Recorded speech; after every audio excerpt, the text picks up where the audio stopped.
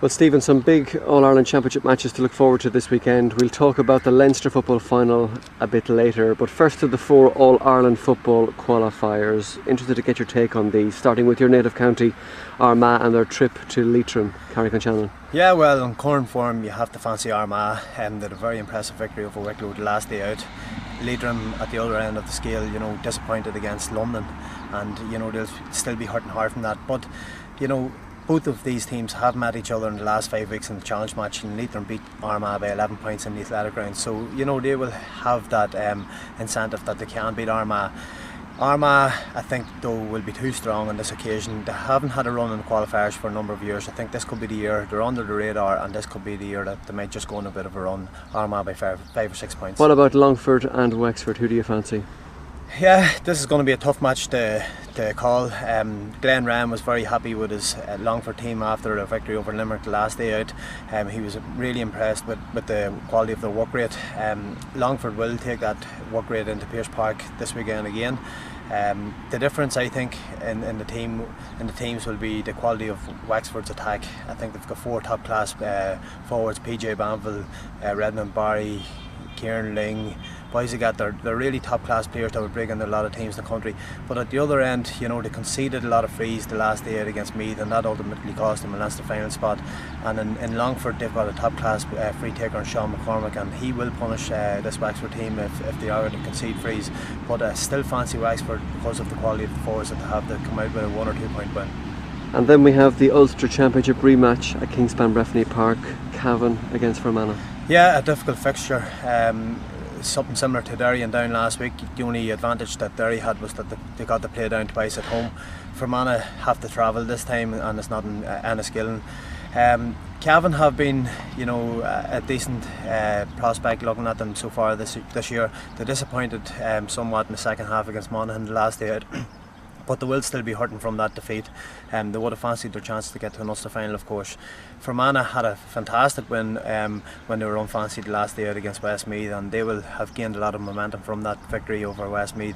Peter Canavan will have them firing all cylinders tomorrow. It could be a difficult match to call. I'm going to go slightly with a home victory here on this occasion. I think Cavan have better options all over the pitch, and their full forward threat of Martin Dunn and Eugene Keaton will just pull them through in the end. 1 or 2 point victory for Cavan. So yeah, Kieran McGeeney's Kildare against Aidan O'Rourke's Louth. Yeah, a very difficult game once again to call. 2 Leinster teams. It's always hard to get a qualifier draw against a team from the same province, but the 2 guys haven't played in the same half-back line along with myself with Armagh for years. It'll be an interesting battle along the sideline. It'll be certainly worth the admission fee alone, but it's going to be a tough game to call. Aidan O'Rourke will have a slight advantage given the fact that he had worked with Kildare for 2 years, and he'll have a wee bit of inside knowledge there. But Kildare are playing at home. They won't be as bad as what they were the last day out against Dublin, and they're not as bad as what they showed the last day out against Dublin. The unfortunate thing is that Dublin are head and shoulders above anyone else at the minute in the country.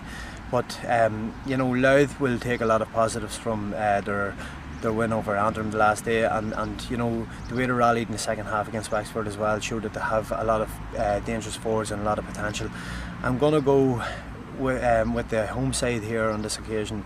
I think it's a game that might go to a draw and extra time might be required, but I'm going to go with Kildare by 1 or 2 points. You mentioned the Dubs there, which takes us nicely to the Leinster Football Final on Sunday at Croke Park. Do Meath have any chance? Absolutely, you always have a chance once you're in the final. A lot of people are writing Meath off, and you have to give them a chance because they're in the final and they're there on merit. Dublin, of course, are many people's favourites for the All-Ireland this year, and rightly so. They've been the most impressive team so far this year in the league and championship, and the way they're demolishing teams at the minute is very impressive, and they seem to be getting stronger and stronger as each game goes by. The quality of forwards and that Dublin possess is frightening for the opposition, of course, and they've got quality coming off the bench, the likes of Dean Rock and Kevin McMahon, players that would break into many teams in the starting 15. Meath, for me, if they're going to win this game, they have to look at the last game out when Dublin played Kildare and see how easy Dublin broke through the Kildare defence and created goal chances. And Meath, for me, will have to go defensive on this occasion. It's against the Meath policy of playing football, but that's the realistic chance that they have of winning this match. And I would imagine that they will pull bodies back, try to make life difficult for this Dublin outfit, try to squeeze the life out of them, and when they have the opportunity, break at speed. But it's a high risk strategy. Will they be able to maintain that for 70-75 minutes? I don't think so, and therefore I'm going to go for a Dublin victory. It will be tight for 50-55 minutes, but Dublin will break away in the end. Steven McDonnell, thank you.